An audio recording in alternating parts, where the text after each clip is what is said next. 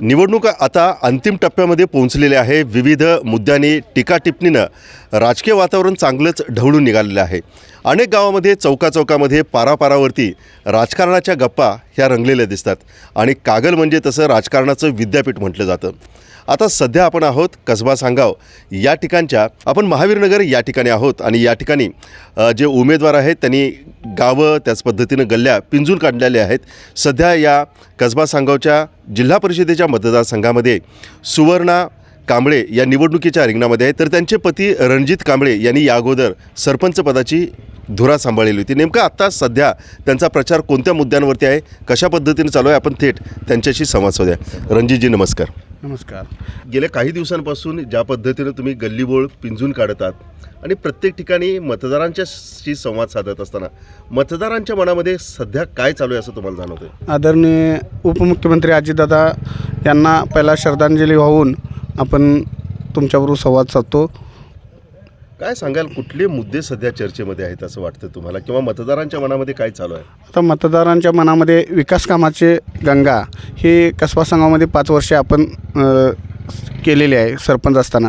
त्यामुळे लोकांच्या मनामध्ये हेच आहे की हा सरपंच असताना काम एवढं करू शकतो आहे, तर जिल्हा परिषद सदस्य झाल्यानंतर किती काम करणार याच्यावर धुरा सांभाळली जाते आणि काम चालू आहे आमचं. काय सरपंच पदाच्या कारकिर्दीमध्ये कोणकोणत्या पद्धतीची कामं तुम्ही केलीत? आपण सरपंच पदाच्या वेळेस पाण्याचं काम जवळजवळ 4-5 दिवसातनं पाणी आपल्या गावात येत होतं. आपण 1 दिवस आड पाणी केलं. त्याच्यानंतर ग्राम सचिवालय आपण 1.5 कोटीचं बांधलं. त्यानंतर गावातले रस्ते गटर हे संपूर्ण काम आपण केलेलं आहे. त्यानंतर एस-टी स्टँड आपल्या गावात नव्हतं, एस-टी स्टँड बांधलं. त्याच्यानंतर आपण गावामध्ये कॅमेरे CCTV कॅमेरे ते आपण सुरुवात केली सरपंच असल्यामुळे. गावामध्ये आपल्या फलक लागत होते भरपूर, ते पण आपण डिजिटल मुक्त गाव केलेलं आहे. त्याच्यानंतर करोनाच्या काळात फक्त आम्हाला ते करोनाचे 3 वर्ष आपले गेले. 2 वर्षाच्या कालावधीमध्ये 48 कोटीची कामं मी सरपंच असताना केली. माझ्या सहकार्याने साथ दिली. त्याच्यानंतर आमचे राजूमाने सर असतील, पंचायत समिती सदस्य असतील राजूमाने सर, जिल्हा परिषद सदस्य बापू युवराज पाटील बापू, त्याच्यानंतर आदरणीय आमचे मुश्रीफ साहेब हे आमदार असताना हे आपण सर्व म्हणजे तळापासून ते वरपर्यंत आपलीच सत्ता होती. त्याच्यामुळं आपलं काम झालं आणि आत्ता पण तीच सत्ता आहे.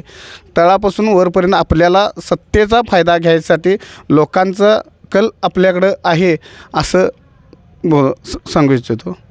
आपण सांगितलं की केंद्रामध्ये कदाचित तुमच्या बोलण्यातून असं जाणवतं की केंद्रामध्ये महायुती आहे, राज्यात महायुती आहे आणि जे गल्लीत आहे ते गल्लीत घडावायच पाहिजे. बरोबर आहे. मग त्याच्यासाठी हा निधी आणण्याची ताकद तुम्ही आहात असं म्हणताय. पण मग हा निधी कुठल्या कामासाठी खर्च करायचा, म्हणजे मला असं विचारायचं की गावच्या विकासासाठी काय मुद्दे तुमच्या जाहीरनाम्यात आहेत?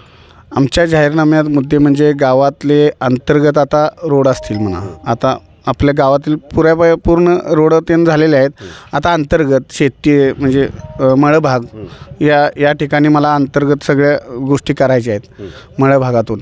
इतर आपल्या गावात अजून कामं आहेत भरपूर, ती पण आपल्याला कामं करायची आहेत. आणि ह्या विकासाचा मुद्दा म्हणजे काय आहे की गावातल्या लोकांना की वाटलं पाहिजे की बाबा आपण जिल्हा परिषदला सदस्य म्हणून निवडून दिला आहे, तो खरोखर आपल्या मनाचा चांगला माणूस निवडून दिला असं वाटायला पाहिजे. या पद्धतीनं आपण काम करू.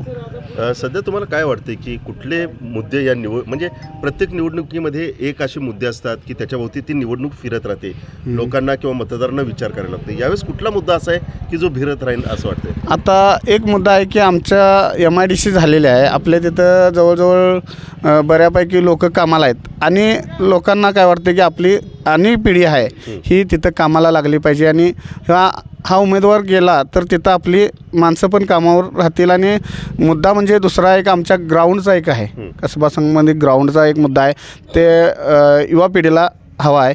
तो पण मुद्दा आम्ही पुऱ्यापैकी पूर्ण करून देणार आहे. आणि दुसरा जवळजवळ MIDCला लागून आमची 52 एकर जागा आहे, ती पण आपल्या ताब्यात आम्ही घेण्याचा प्रयत्न करणार आहे. एवढंच. काय म्हणजे प्रत्येक निवडणुकीमध्ये कुठली ना कुठली शक्ती पाठीमागं उभी राहते. तुमच्या पाठीमागं कुठली शक्ती आहे? आमच्या पाठीमागं महायुतीची शक्ती आहे. समरजित दादा आहेत, संजय बाबा आहेत, मुश्रीफ साहेब आहेत, हे आपली बापू आहेत. अशा सर्वच आमच्या पाठीमागं ताकद आता पुऱ्यापैकी पूर्णपणे लागलेली आहे. तुम्हाला काय वाटतं की ही निवडणूक अटीतटीची होईल का वन साईड होईल? आम्हाला काय वाटत नाही, कारण ही 3 मूर्ती आपल्या बाजूने असल्यामुळे ही अत्तिटची निवडणूक होईल असं काय वाटत नाही. ही म्हणजे वन साईड होऊन असं वाटतं. शेवटचा प्रश्न, 9 तारखेचा निकाल काय असेल? 9 तारखेचा निकाल गुलाल लागला जाईल, आमचाच असणार 100%. ते 18च्या 18 उमेदवार निवडून येणार आमचे. तर एकंदरीतच कार्यकर्ते असतील किंवा रणजित कांबळे असतील, त्यांनी सांगितलं की यावेळेचा निकाल हा 18-0 आहे. आणि याचं कारण ते सांगतात की एका बाजूला आमचे तिन्ही गट एकत्रित आलेले आहेत आणि त्यांच्याच माध्यमातून विकासाच्या जोरावरती आम्ही मतदारांच्यापर्यंत पोहोचत आहोत. गावचा विकास करण्याचा अजेंडा आमच्या जाहीरनाम्यात आहेत आणि त्यामुळंच मतदार आमच्या बाजूनं कौल देतील असं ते म्हणतात.